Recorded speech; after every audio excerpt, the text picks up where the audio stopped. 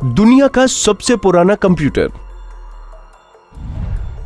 वैज्ञानिकों के लिए अभी तक था रहस्य। क्या सुलझने वाली है ये प्राचीन पहेली?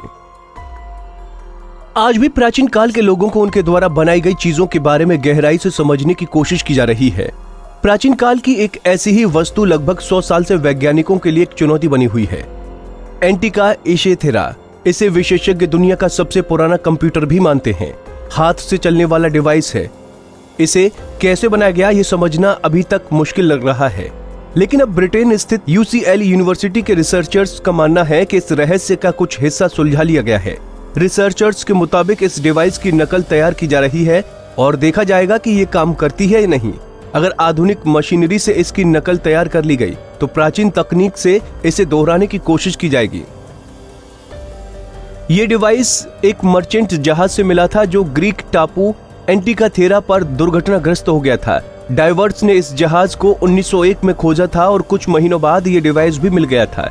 ऐसा मानना है कि ये जहाज पहली शताब्दी ईसा पूर्व में एशिया माइनर से रोम के सफर पर निकला था, लेकिन क्रेत और पेलोपोनेसे के बीच से गुजरते हुए एक तूफान में फंस गया। इस डिवाइस की खोज के बाद वैज्ञानिक इसके काम के तरीके के बारे में समझने की कोशिश करने लगे।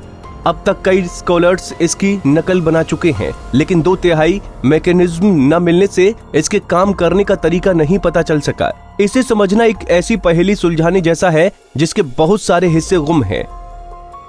इस डिवाइस को कई बार पहला एनालॉग कंप्यूटर कहा जाता है। लगभग 2000 साल पुराना ये डिवाइस उस वक्त तक खोजे गए 5 ग्रहों की चाल, चांद का बढ़ना घटना और सूर्य चंद्र ग्रह दिखाता है। शुरुआत में तो इसके तांबे के टुकड़े ज्यादा नोटिस नहीं किए जा सके, लेकिन कई साल तक रिसर्च के बाद पता चला कि ये मैकेनिकल इंजीनियरिंग का मास्टरपीस रहा होगा।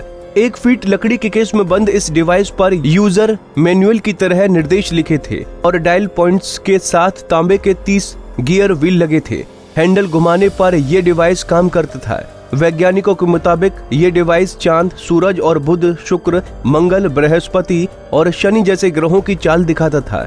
हालांकि इसके मुताबिक सूरज और दूसरे ग्रह धरती का चक्कर काटते थे। ऐसे में सूरज को केंद्र में रखकर उनका रास्ता ढूंढना मुश्किल होता। इसके अलावा एक ड्रैगन हैंड भी खोजा गया जो ग्रहण दिखाता होगा।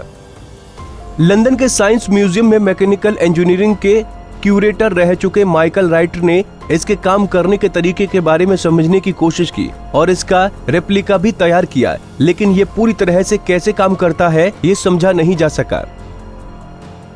अब UCL में मटेरियल साइंटिस्ट एडम वोजिक का कहना है कि उनकी एक रेप्लिका में हर वो सबूत फिट होते हैं जो वैज्ञानिकों ने इसके बचे हुए हिस्सों से पाए हैं। साइंटिफिक रिपोर्ट्स जर्नल UCL की टीम ने बताया कि कैसे उन्होंने राइट के काम, निर्देशों का इस्तेमाल और प्राचीन यूनानी दार्शनिक परमेनिडिस के गणितीय तरीकों की मदद से ऐसे नए गियर तैयार किए जो ग्रहों और दूसरे ऑब्जेक्ट्स को डिवाइस पर सही तरीके से चला सकते हैं। इस तरीके से मैकेनिज्म के सभी गियर 25 mm की गहराई में फिट हो जाते हैं। रिसर्चर्स का मानना है कि रेप्लिका से एंटिकाथेरा को समझना आसान हो सकता है, लेकिन बहुत सारे सवाल हैं जिनके जवाब अभी तक नहीं मिले।